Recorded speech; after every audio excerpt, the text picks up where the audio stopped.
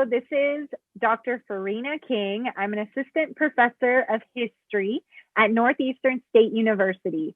And this is our talk series of the NSU Community Health and Wellbeing Collective. And we are talking to different faculty, staff, and students about related issues to community health and well-being. And today we're with Joe Taggart, who works with Career Services. And I won't take long introducing him because I would like Joe to tell us about himself and give a little introduction about the work he does and what he's doing at NSU and the kind of initiatives he is involved in that relate to community health and well-being. So first off, Joe, please tell us about yourself. Introduce us to our listeners and viewers here. So I'm Joe Taggart. I'm a career counselor on the Broken Arrow campus for NSU Career Services. I have been with NSU Career Services for 2 years and have a little over 3 years of experience in career services in general. I am involved in a lot of initiatives. My primary role, though, is serving students and helping them navigate their career journeys, especially in terms of getting themselves ready to start applying for jobs. But there's a misconception among a lot of students that career services is only for whenever you're a senior, when the truth of the matter is you can come see us from the time you're a freshman to the time that you are 10 years into your career field. So we're always happy to see NSU students, whether you're a current student or an alum, and regardless of what year you are at NSU, we're happy to help you with career-related needs such as resume or cover letter development, job search strategies, mock interviews, or things of the like. We help with networking events like the career fairs, and if you need help building LinkedIn profiles, all that kind of stuff falls in our wheelhouse. Awesome. Thanks for sharing that. I think it's such an important resource that students need to take more advantage of. This is such a great opportunity for them. A lot of people wonder, why do you get involved in college anyway? Why go to college? Is people are thinking about their livelihoods, professional development, career tracks. So of course, from the beginning of entering college and their studies, this is an important resource for them. So be sure, students especially, to connect with Joe here. And you're not alone in career services either, right? You have fellow colleagues. And can you tell us a little bit about the differences of maybe you're at Broken Arrow, what about Tahlequah or Muskogee campuses? How does that networking work? So we have, I believe, 6 full-time staff members with career services. We have the 3 career counselors, myself, Kaylin Ray, and Lindy Benton.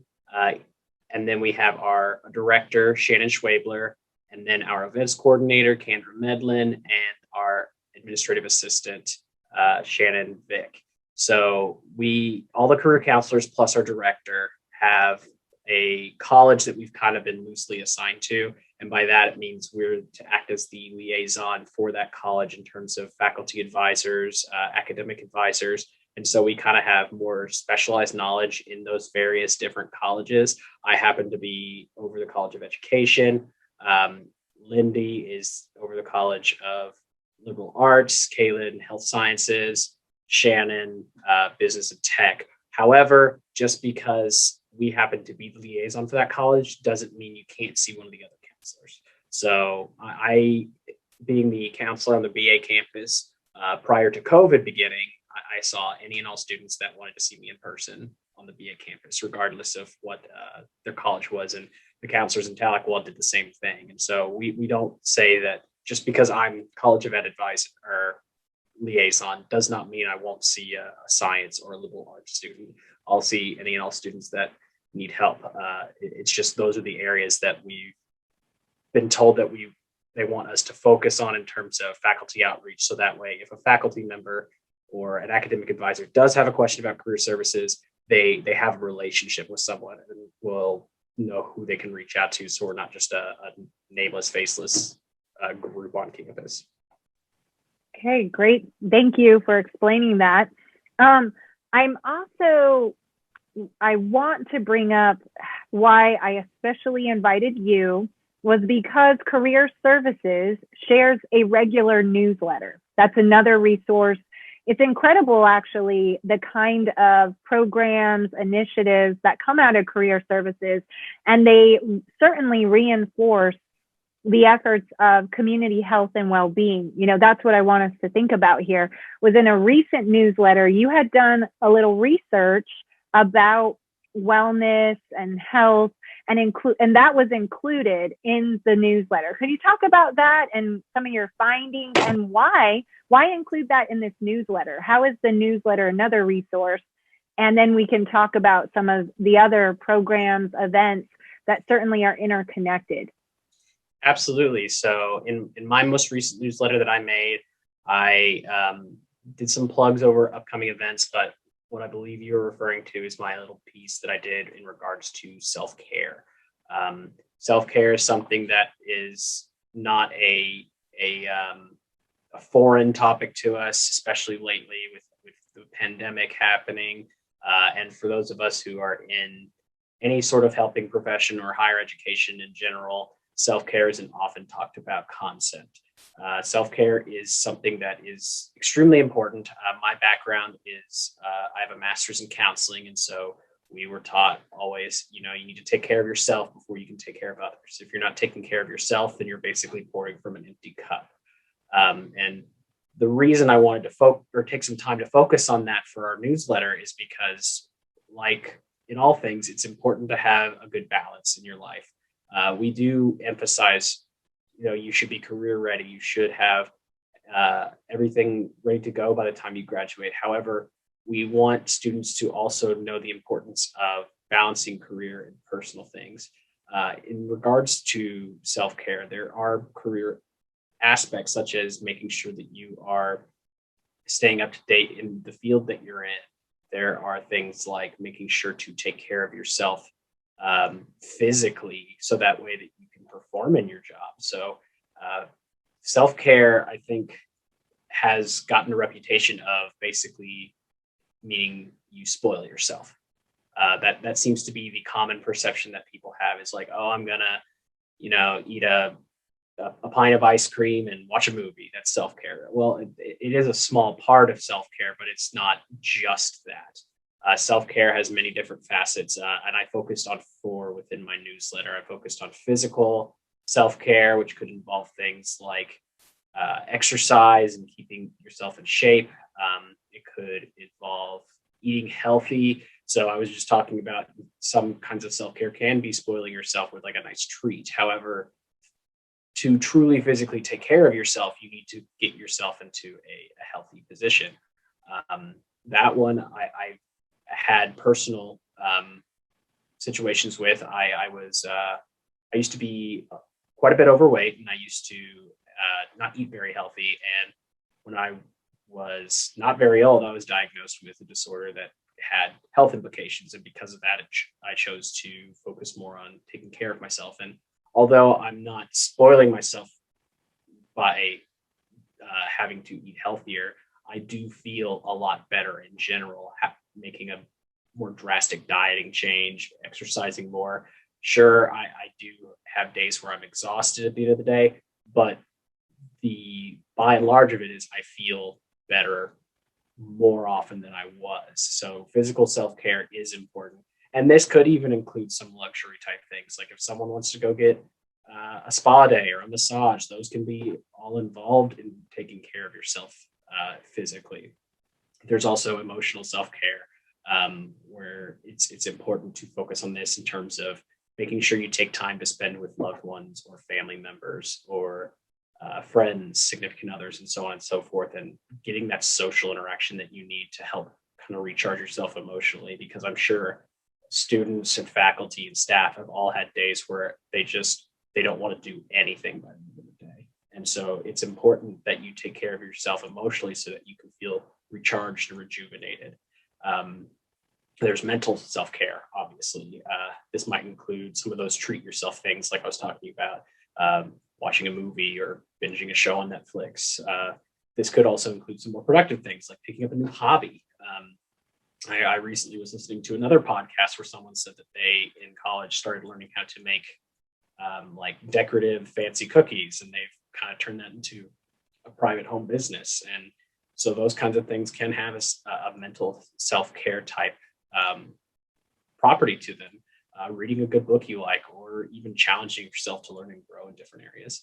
And then there's also spiritual self-care, which I think has gotten a connotation of being a religious type of thing. However, it doesn't always have to be. If you're a religious person, this definitely has spiritual connotations to self-care and that, but not everybody who's religious is spiritual. Not everybody who's spiritual is religious, and so on and so forth. So making sure to take time to spend with yourself, reflecting on things that have happened, writing or going on a nature walk, meditating, prayer, or even though this kind of has a dual purpose, yoga can fall into both physical or spiritual self-care, depending on who you are. Volunteering for a cause like a nonprofit, or even doing something creative and fun can all be spiritually recharging. Thank you. That was really insightful. And you included important aspects of this in the newsletter. How do people access that newsletter to read up on and follow up on that? And I especially appreciate you bringing up those personal and direct examples as well, which really help to make it tangible and more concrete for people. But where could they access these kind of resources, like the newsletter for the career services? So the newsletter, if you're wanting a copy of the newsletter, feel free to reach out to our email, careerservices@nsuok.edu, and say what newsletter you're wanting to see. Even if it's not necessarily within your college, there is one for every one of the 4 colleges at NSU. The one I'm in charge of is education. That's the one that has the self-care piece in it. There's one for science and health, there's one for liberal arts, and there's one for business and tech too. And so if you're wanting those, you can either talk to one of your faculty members or your academic advisor. They are each given all of the newsletters that we make, regardless of college. And if they, for some reason, don't have access to it anymore, maybe they accidentally deleted the email or something, you can always reach out to our email again, careerservices@nsuok.edu, and just make sure you notify what you're looking for with that email, and we'll do our best to try to get it sent out to you as well. I think that's also a good reminder for faculty and staff. We get so many emails that it's up to us to also forward the messages too, right? That they aren't automatically sent to all the students or different student groups. Is that right in the assumption there? Yes. So the goal of the newsletters is specifically to help. We've gotten reports that some faculty advisors have trouble figuring out what they should talk with about students for their mentee and mentor type sessions. So sometimes they don't know how to approach certain career topics. And so we've developed those newsletters to kind of help fuel those discussions and help provide information that they can talk about with students. The reason I focused on self-care with this most recent one is because we're halfway through the semester and it's a busy time. And as the semester comes to a close, it's going to get busier and busier and busier and busier. And then after finals, it just drops off. So I wanted to touch on it since we're about halfway through, and some people might be like, all right, we're over the hill. When it comes to the workload, however, it's more like we're just kind of still on the halfway up. We're still going up. It doesn't necessarily start going down until once finals are coming close to concluding. So making sure to check in with students, especially during COVID pandemic, that they're doing okay, that they're being able to balance their workload. Navigating online classes can be hard and taxing in some ways. So making sure to have those conversations with students, like, have you been keeping up with everything that you're supposed to be doing for work? Are you doing okay? Are you feeling drained or burnt out? And doing those kind of check-in pieces, because even those things have implications in the real world and having implications in their career. For just about every helping profession, there's this concept called burnout, which basically means you get so tired of helping other people that you don't feel like you want to help other people anymore. And so making sure to take care of yourself to the best of your ability helps to prevent that burnout. So that is a professional piece in some regards, because if you don't take care of yourself, you're not going to want to keep doing your job. So that's what the goal of that one was. But we've covered things along the lines of resume help, or we talked about our NACE competencies a little bit and the various different aspects of that, and how transferable skills are so important, and how to market those types of things on a resume. We've talked about upcoming events like career fairs, and making sure to take advantage of that. Career fairs are not just for seniors looking for jobs. They're for freshmen who want to get their name out there and who just are wanting to know and speak with an employer to find out, what can I be doing now so that when it comes time for me to get an internship or to get a job, what could I be doing to help prepare me for that moment? So there's this perception that, career services, like I said earlier, is just for juniors and seniors, when in reality, we want to encourage any and all students to come see us so they can start navigating those pieces early before they get overwhelmed and feel like they're behind. And self-care is something that is so applicable to everyone, whatever stage of life you're in. It's a constant cycle of that, checking in with yourself.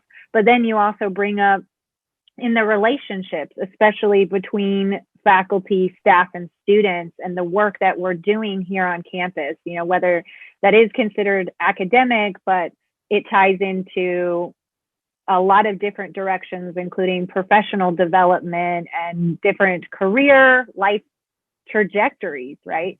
So I think that is so important from a lot of the points that you're bringing up and sharing with us today, Joe. As we wrap up, this has been so great. Thank you very much for your time and for all you do.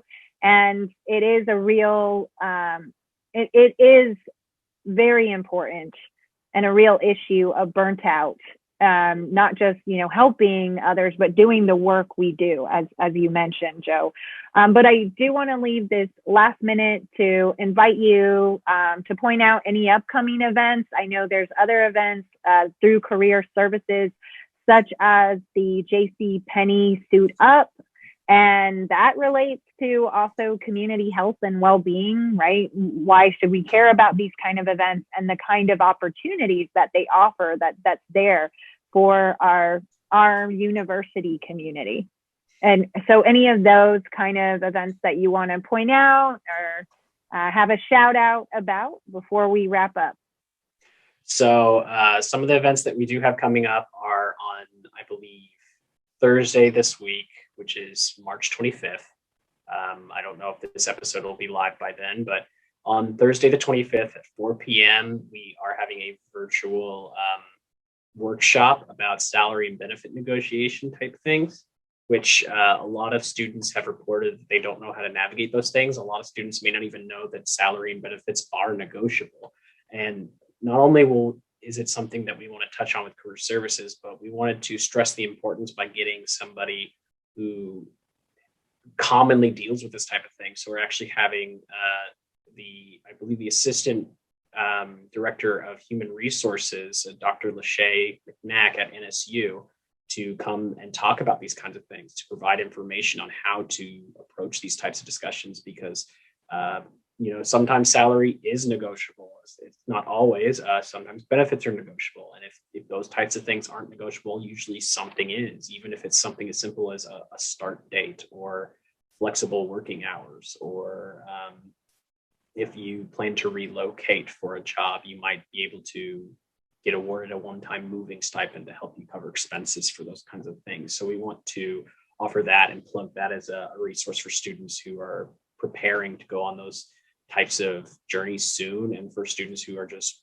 wanting to know how to approach that whenever the time happens for them, even if it's 5-6 years from now, depending on how long they're going to be in school. We have our JCPenney Suit Up event that's going to be this Sunday, March 28th, in Tulsa. This one's going to be in person. However, there should still be some deals you can do online. If you come to Woodland Hills Mall in Tulsa from 5 to 8 p.m.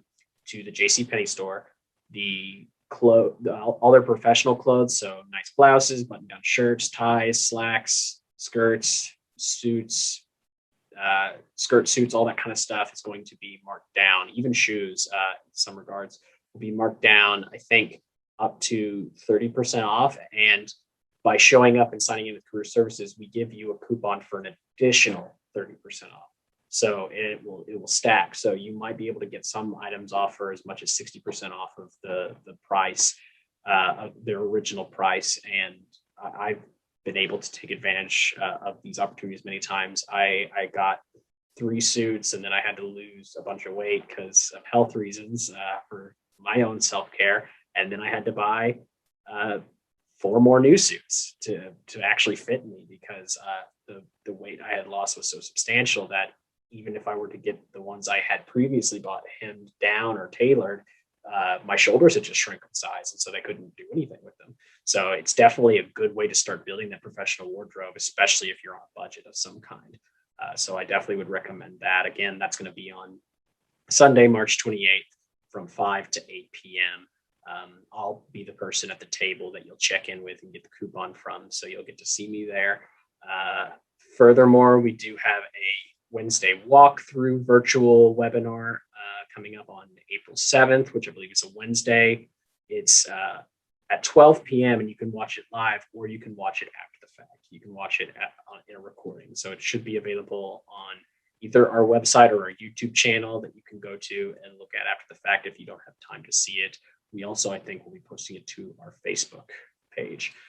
This Wednesday walkthrough will be discussing the NACE competencies, those groupings of skills that can be translated to just about any job you could do, whether it's critical thinking and problem solving, oral and written communication, professionalism, technology skills, any things that can be used in literally any job you can think of, and how you can use those to market yourselves to get a position going out of college.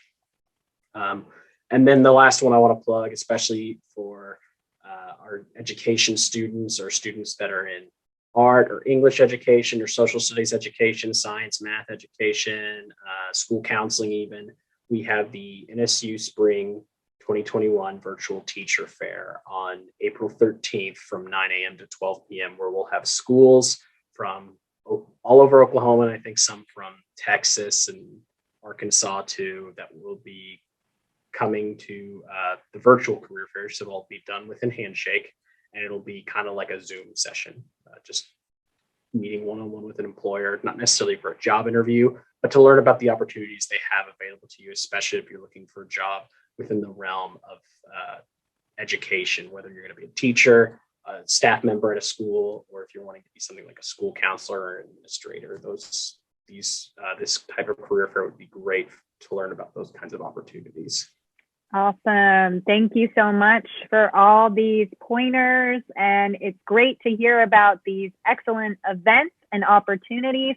You also brought up various resources for people to follow and check out, because these are ongoing opportunities and different kind of workshops that we're hearing about, events. They can go to Facebook, follow Career Services on Facebook, a web page, you have a website, a YouTube channel. Those were some different components coming up. And I know a lot of folks have Instagram. I'm not sure about Career Services. Do you all have Instagram too? We do have an Instagram. We have Facebook, Instagram, YouTube, Twitter, and I think a Pinterest as well. And what we use our Pinterest for is for we have a whole Pinterest board dedicated to these are considered professional dress clothes. And so things that you might want to wear to a job interview or to the office or to your job if you don't happen to work at an office. So we try to make use of all the platforms available to us that we can. We also have our main platform, Handshake, which all students have access to. You have an account, even if you haven't activated it yet. All you have to do is log in. And that's how you can really interact with our office. You can see all of our upcoming events. You can schedule an appointment with a career counselor. Wonderful. You can search for jobs. There's a whole job board on Handshake. So definitely check that out when you get a chance. All right. Well, thank you so much, Joe. we are going to wrap up from there. And thank you, everyone. Take care.